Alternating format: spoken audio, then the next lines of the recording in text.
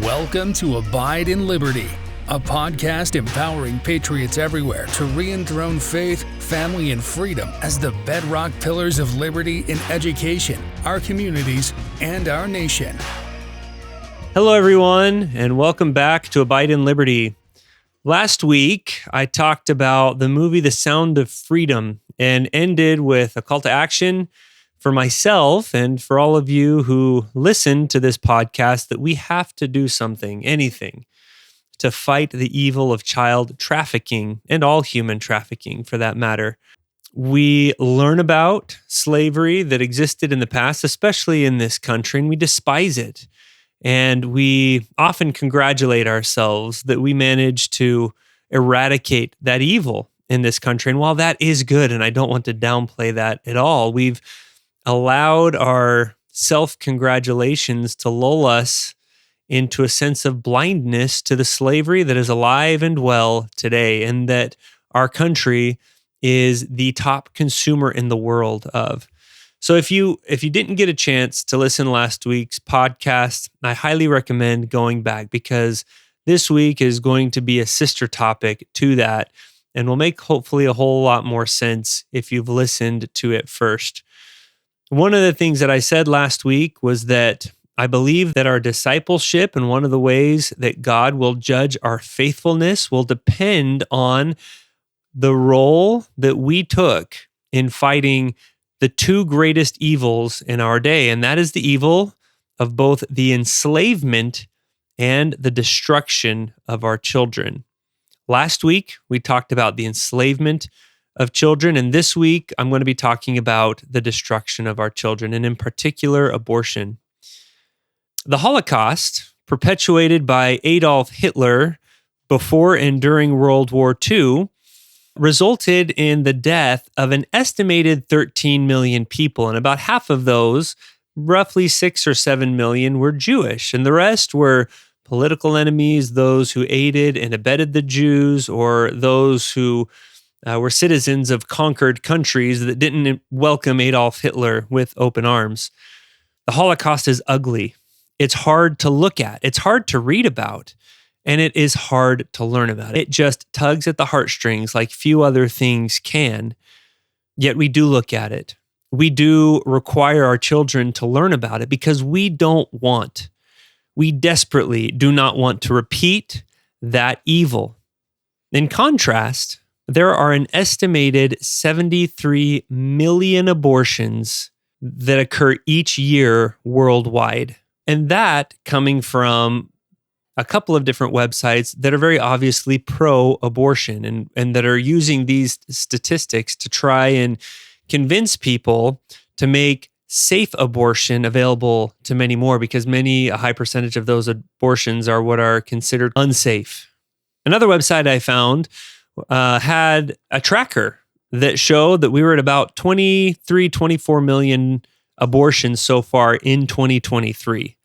So regardless of which of these numbers we use, there's somewhere between 50 and 73 million unborn babies killed every single year. That is 4 to 6 times as many lives as were taken during the Holocaust every single year. Now you might be wondering, like I did when I read that statistic, what percentage of that number can we explain with cases of rape?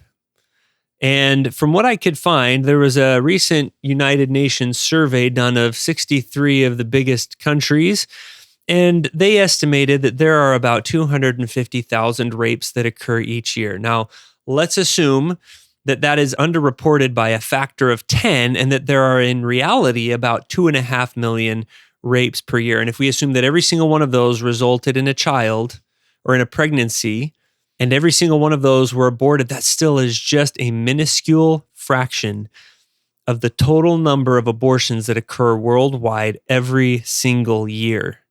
That means that there is a disgusting number of abortions that result from people who are trying to avoid the consequences of their own actions.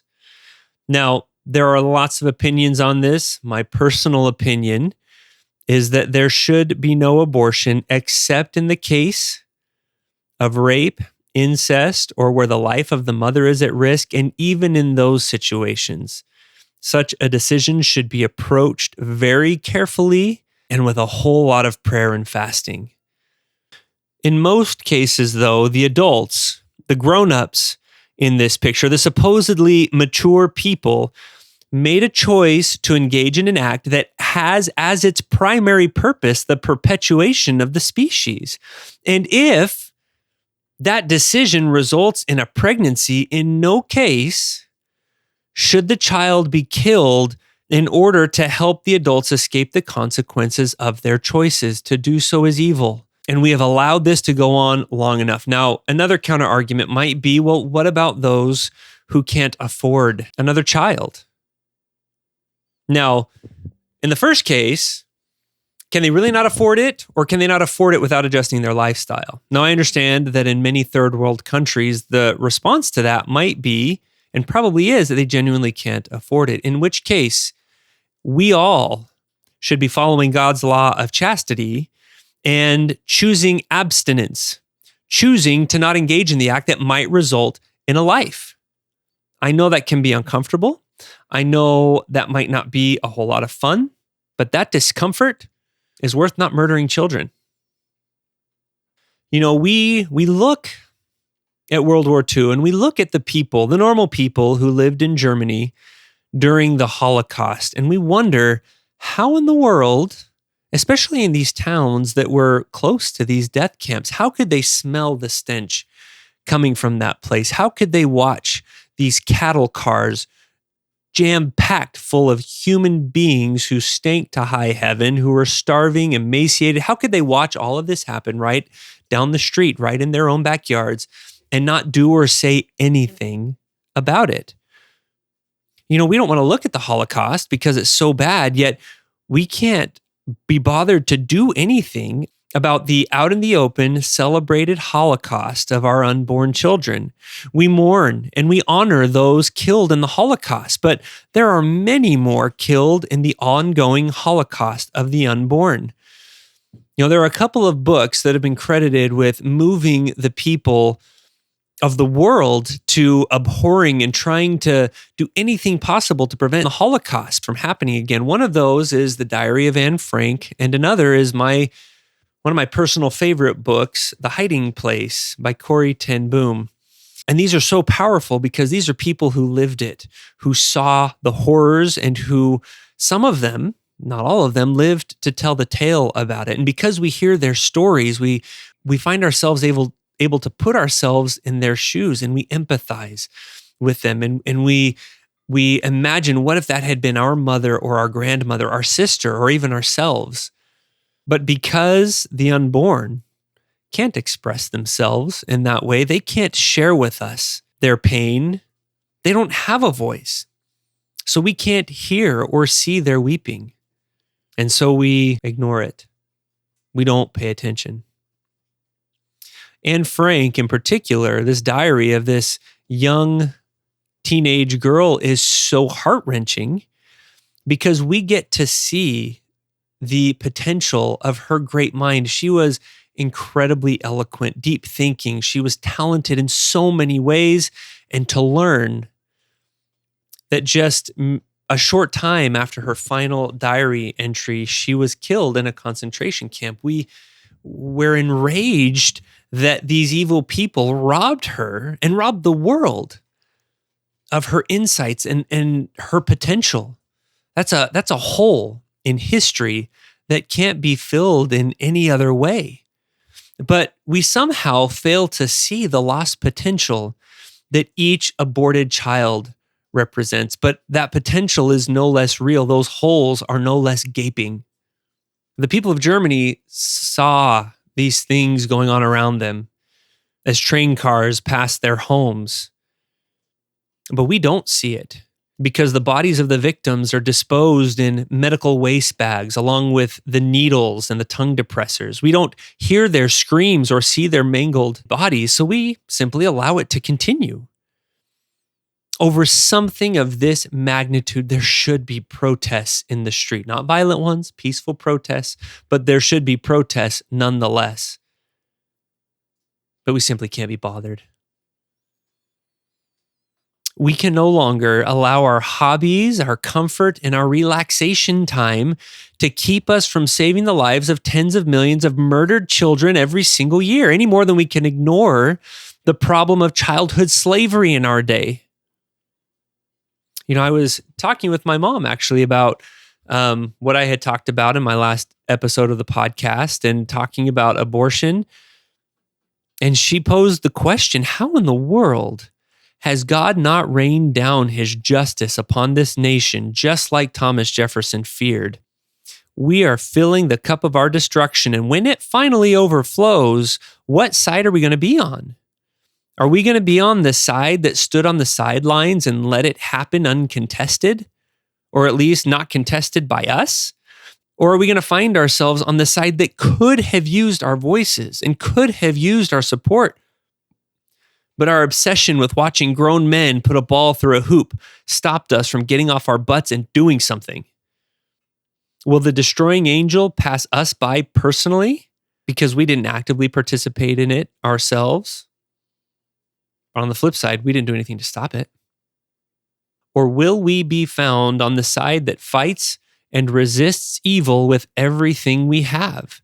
Now, we may never, on our own, eradicate this evil completely, but fighting it and saving even one precious soul is winning. And that's how we ensure that we're on God's right hand when he does finally pour that overflowing cup of destruction out on the world, like he's promised he will before Christ returns. Now, as a first step in arming all of ourselves with what we need in order to be persuasive and have intelligent conversations with people, I want to spend a moment and address the issue of the overturning of Roe versus Wade last summer. So first, before getting into that, let's get a little bit of constitutional background. So when the Constitution was written, the colonists were incredibly suspicious of large and strong central national governments. They had just gotten rid of a king, and they wanted to give a federal government just enough power to keep the state safe and operating well. And so what they did was in the Constitution, they listed a very short list of things that the federal government could be in charge of, like collecting taxes, paying federal debts, regulating commerce with foreign nations, establishing laws for becoming a citizen, coining money, setting up post offices, setting up copyright and patent laws, punishing piracies, declaring war, and a few others. And that was just the legislative branch. And the executive branch had very few things it could do on its own, but its primary purpose was to simply enforce the laws that Congress passed. Now, interestingly, the power to decide what is right and wrong in abortion was not listed among the powers granted to the federal government.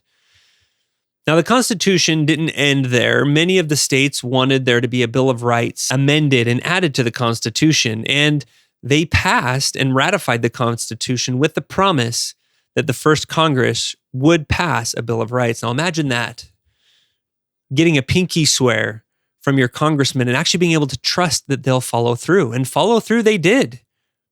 They passed a Bill of Rights where they outlined certain things that the federal government couldn't touch. Among those was that Congress could not set up a government-sponsored religion, that people had the right to free speech and freedom of the press and the right to assemble peacefully, the right to bear arms to protect themselves and their property. Government couldn't house soldiers in your house without your permission. There would no longer be cruel and unusual punishments.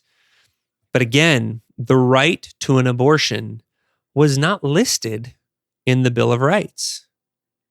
And in fact, number 10 was different from all the others. It said that any power that had not been granted to the federal government was reserved to the states or to the people. Now, the Bill of Rights also never claimed to be an exhaustive list of all rights, but it did claim to prohibit and prevent the federal government from touching certain things, and in every other case, left those decisions to the states. And with regards to abortion, that's exactly how it was handled from the birth of our country until 1973, when the Supreme Court case Roe versus Wade was decided.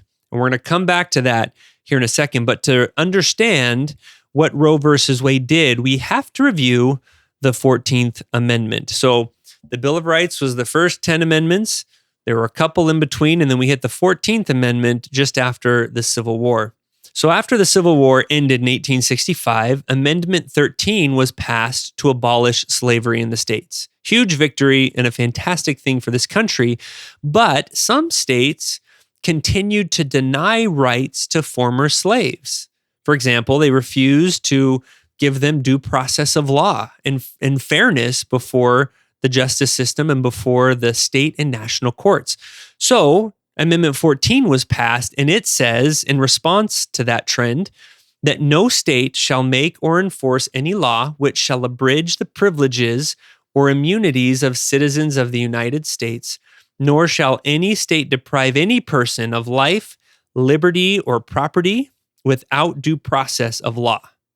So in other words, you can't deny anybody, not even former slaves, constitutionally protected rights or treat people differently under the law. They deserve due process, and they deserve the right to go through the same fair legal process as everyone else. Now, we would struggle to live up to that and completely embrace that amendment for another 100 years until the civil rights movement of the 1960s and beyond. But in Roe versus Wade, over 100 years after the 14th Amendment was originally passed, Roe versus Wade made the argument that this due process protection equated to a protection of privacy and therefore provided a protection of the right to an abortion for everyone in America.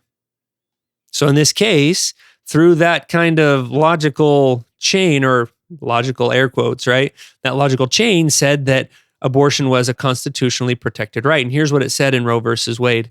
State criminal abortion laws, like those involved here, violate the due process clause of the 14th Amendment, which protects against state action the right to privacy, including a woman's qualified right to terminate her pregnancy.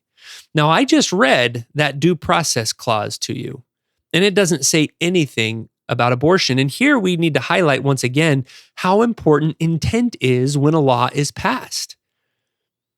When the people, the 75% of the states who ratified that 14th Amendment, when they ratified that amendment to make sure that former slaves were given due process and fair representation under the law, did they have in their minds that they were also granting an explicit right for people to kill their unborn children? And the answer is no. That was not the intent. It was not even discussed in any of these ratification conventions for that amendment. It wasn't a thing.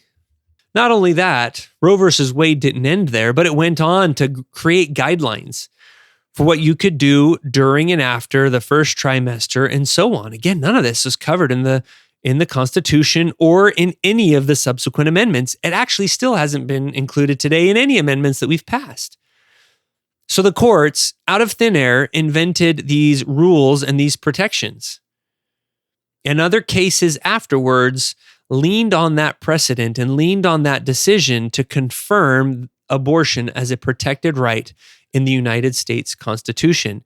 Now, some of you might be thinking, there is no way that these Supreme Court justices would make such an incredibly obvious mistake or downright dishonest move. But I want you to ask yourself, if a Supreme Court justice is trying to push an evil and legitimize an evil such as abortion, do you really think dishonesty is beneath them? You might also say, but the Constitution has to be flexible and adaptable to modern society and new changes, things that the founders couldn't have anticipated. And yes, you'd be right. And that's why they created the amendment process, where with 75% of the states in agreement, you can change anything in the Constitution to adapt to any situation. But never should a change to the guiding law, the ruling supreme law of this country, be dictated by reinterpreting a 100-year-old amendment by 7 unelected judges in a way that those who passed that amendment in the first place wouldn't even recognize. Now, you might ask, what about precedent? Roe versus Wade created a precedent. It has been relied on since then. And yes, precedent is important in a legal system. Lower courts must rely on precedent of decisions of higher courts. This keeps things predictable and stable. And the Supreme Court does consider precedent and leans on it heavily. But precedent is not a straitjacket. That word isn't even in the Constitution. The Supreme Court's job is to ensure laws are constitutional, period. And I might add, ensure that laws are constitutional in accordance with their intent when they were originally passed. But if a prior case, a prior precedent blatantly violates the Constitution, which Roe versus Wade obviously does, then the court is honor bound to correct it, which they did, thank goodness, on Friday, June 24th, 2022, in the Dobbs versus Jackson's Women's Health Organization case. So to summarize this whole Roe versus Wade conversation, abortion isn't a federal power and is not protected in the Bill of Rights. And for 190 years, how to handle abortion was left up to the states. And through a disgusting overreach of constitutional power, in the case of Roe versus Wade, those Supreme Court justices completely altered the meaning and intent of the Constitution and the Bill of Rights to suit their own fancy. And whether or not you agree that abortion should be decided by the states or should be decided at a national level, and there's a good argument to be made that in this country, in God's country, abortion should be controlled for everybody, that there shouldn't be these states where you can kill a child up until childbirth where others are protected. But whether or not you agree which one it should be decided by, the states or the federal government, and for what reasons, in the Dobbs versus Jackson case, the Supreme Court ruled in accordance with the constitutional law of this land and returned the issue of abortion back to the states. Now, those who don't like that, for one reason or the other, whether you don't like it because you are against abortion or you don't like it because you're for abortion, the way to change that is through a constitutional amendment that does explicitly provide and address the issue of abortion at a national level. Those who don't like it should not resort to using intimidation tactics, threats of violence, or judicial reinterpretation to get their way. Now, I want to end this podcast, this episode, with the same call to action that I left you with last week. Please begin today to pray like you haven't prayed for a long time, to find out what God wants you to do to make a difference in the problem of abortion, no matter how small that difference is. Then please sacrifice whatever comfort you have to make it happen, because our discomfort from our sacrifices is nothing compared to the hell that is being played out every day on the unborn, on the defenseless, on the voiceless, and on the silent victims of our nation's and our world's children. We need to be the voice that they've never been given the opportunity to have. Thank you for listening to Abide in Liberty. Make sure you subscribe so you don't miss any future episodes, and share this with friends and family. In the meantime, keep up with the show online at abideinliberty.com.